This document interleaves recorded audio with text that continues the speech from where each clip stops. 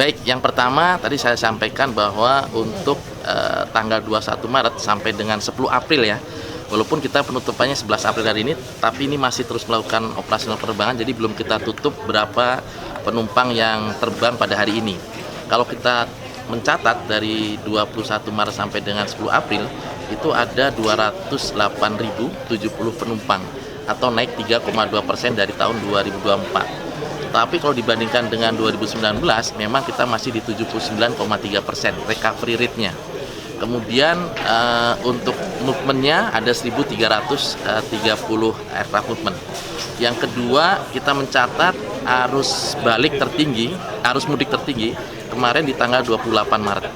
Ada sekitar 12.374 penumpang. Kemudian arus balik tertinggi tanggal 7 April 2025 kita mencatat ada 12.636 penumpang. Dan kemudian teman-teman dari maskapai juga sudah mengajukan extra flight, ada sebanyak 112 kita mencatat, tapi terrealisasi hanya sekitar 79%. Selanjutnya untuk kegiatan dari mulai awal sampai saat ini, alhamdulillah dari sisi keamanan, keselamatan, kenyamanan tidak ada isu. Semuanya berjalan dengan baik, dengan nyaman, sesuai dengan yang kita harapkan berkat sinergi, kolaborasi, dukungan penuh dari semua komunitas yang ada di Bandara SMB 2 Palembang.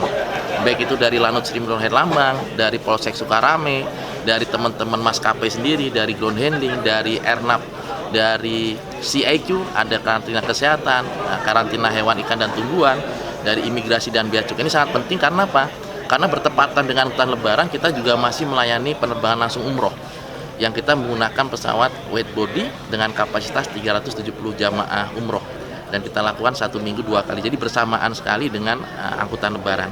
Alhamdulillah semuanya bisa berjalan dengan apa yang kita harapkan.